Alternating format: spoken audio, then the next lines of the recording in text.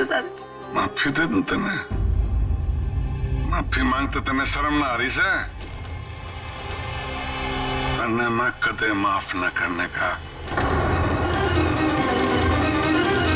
सब घर आलिया ने बताते पहले हरे धोखे की मैं इतनी बड़ी सजा दूंगा, इतनी बड़ी सजा दूंगा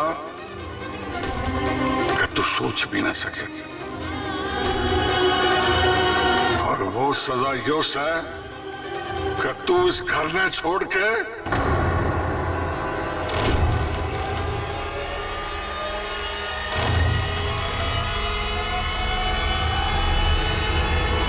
कदे न जाएगी।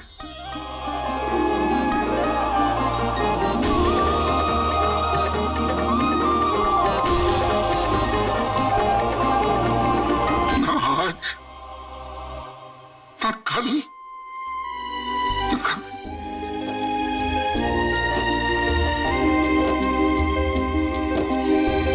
मेरे घर की लक्ष्मी थी, मेरे घर की लक्ष्मी है, मेरे घर की लक्ष्मी रहेगी। नू के देख रही से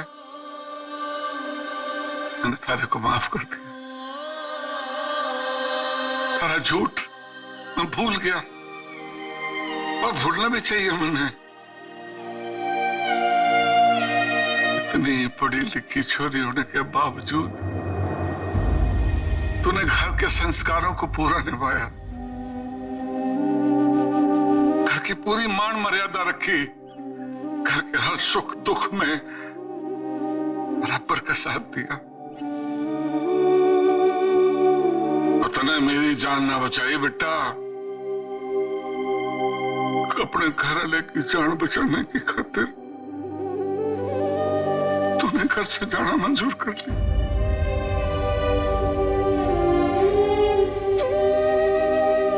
बेटा मेरी नजर में वो बहू सबसे ऊंची होवे जो अपने घर वाले की खुशियों की खातिर अपनी खुशियों का गला घोट दे।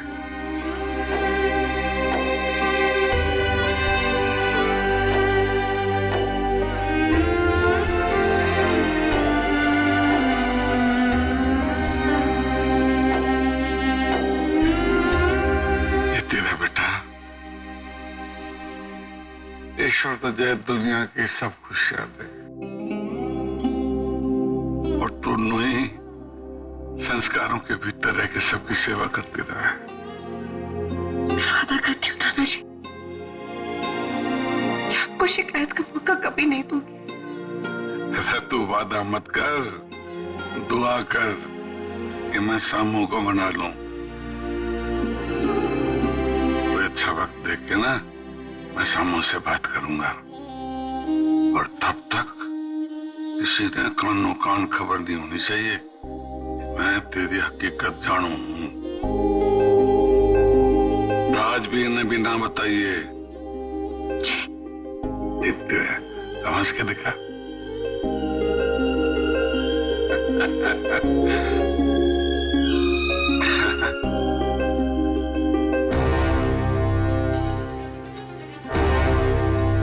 दिल पे ना लगाओ जी, ये जवान छोरा है, नई नई शादी हुई है दोनों की। क्या कहता है बाप से अपनी लुगाई के साथ सैर सपाटे पे जाएगा?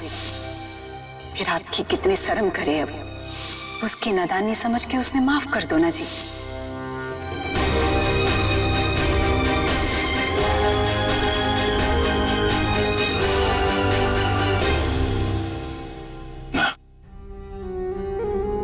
गलती तो उसने करी है ना, पर इसे उसकी पहली भूल मान के माफ कर दूं। क्या हमारा भरोसा तोड़ने की सजा दूं?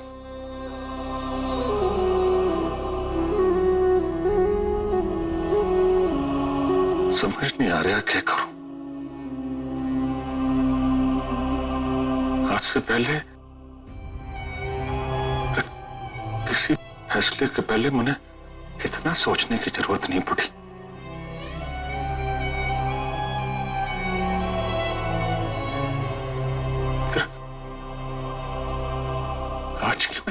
तकलीफ हो रही है मने।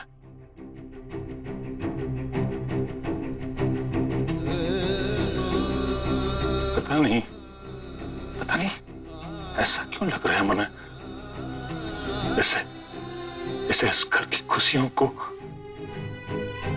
किसी की काली नजर लगी हो। इसलिए कुछ भी अच्छा नहीं हो रहा है इस घर में।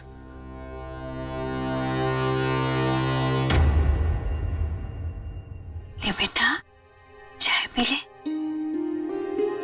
रमा, इतनी रात में यो चाय की तकलीफ क्यों की तूने? चाय की तकलीफ तो तेरी तकलीफ दूर करने के लिए लेके आई हूँ। मन ने तो बेरा था, तने आज की रात नींद नहीं बल्कि आंखों में दर्द के आंसू बह रहे होंगे। ना माँ, ऐसी कोई बात नहीं है। मैं तो अरे मेरे बच्चे, जैसे दाढ़ी से पेट ना छिप सके ना, वैसे ही अपनी माँ से बच्चों के आंसू ना छिप सके। और मन ने तो तेरे से बड़ी जरूरी बात करनी थी बेटा, कल सवेरे के बारे में।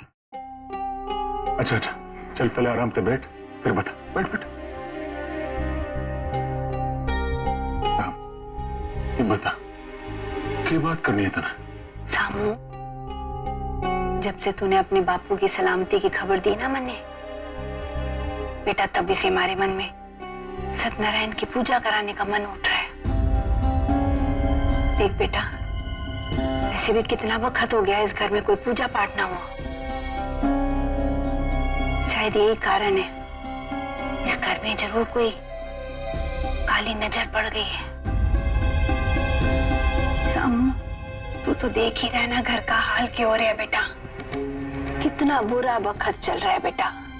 एक बार सत्यनारायण की कथा करा लेंगे ना तो घर की शुद्धि भी हो जाएगी। और मन ने तो यह फैसला कर लिया, कल सवेरे तेरे बापू के अस्पताल से घर आने से पहले सत्यनारायण की कथा करा लेते हैं, ताकि ये जो काली नजर है ना, वो भी निकल जाएगी घर से बाहर। माँ, तने तो हमारे मन की मुश्किल हल कर दी। बहुत अच्छा सोचा है तने। इस घर में सुख और शांति की बहुत जरूरत है माँ। एक काम कर, तू अभी से तैयारी शुरू कर दे। हाँ, हम कल इस घर में सत्यनारायण की पूजा करवाएंगे। ओए पुत्र, ये तो बहुत बड़ी गुड न्यूज है। तू अगर यहाँ होती ना तो देखती तेरे डैड की खुशी के मारे क्या हालत हो गई है।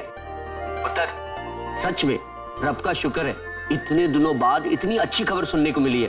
ना पता है, हर बार तेरा फोन आता ना, मन में थॉट पहले यही आता है कि कोई नई टेंशन खड़ी हो गई है।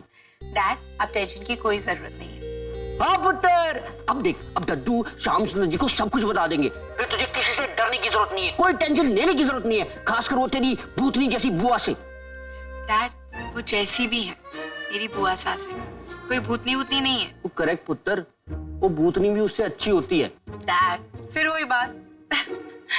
पुत्र, तुझे इतना खुश देखकर ना तेरे डैड की उम्र बढ़ गई है। वो ऐसे ही फोन करते रहना। अरे हाँ, राजीव भी बहुत खुश हुआ होगा ना। उसे तो अभी तक कुछ भी नहीं पता है डैड, ये तो मेरे और दादू के बीच का सीक्रेट है।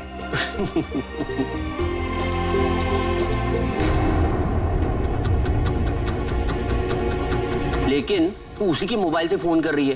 डैड, वो अपना फोन मेरे पास ही भूल गया था, तो मुझे आपको फोन करने का मौका मिल गया। जी, आप क्या कर रहे हो? माना कि तत्तू सोरन लेकर अगर वो जाग गया तो? डैड, मैं आपको थोड़ी देर में फोन करती हूँ, ओके? बाय। हाँ ओके, ठीक है, बाय, टेक केयर। हाँ, तो क्या कह रहे थे आप मिस्टर राजवीर सांगवान? आप हमारे को पहले यो बात बताओ कि आप इतने खुश किस बात के लिए? खुश तो अब मैं जिंदगी भर रहने वाली हूँ राजवीर, क्योंकि आज मुझे ऐसा रास्ता मिल गया जिस पर चल के मुझे सिर्फ प्यार ही प्यार और खुशियां ही खुशियां मिलने वाली है। अब मुझे कोई टेंशन नहीं है। क्या आप सच में यहाँ से जाने के बाद खुश रह पाओगे? ऑफ कोर्स, क्योंकि आज मुझे कोई ऐसा मिल गया है जो मेरे सपनों को खुशियों में बदल देगा।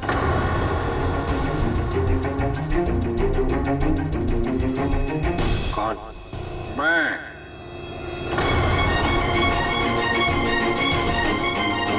अरे बाप का बाप,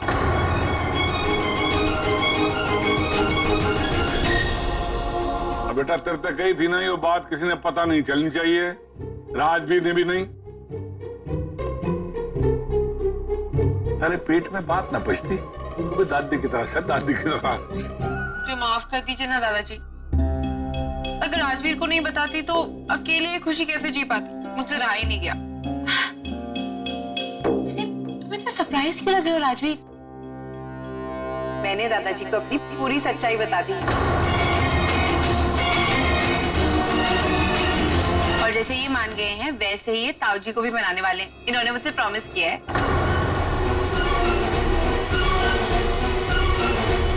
कैसा ये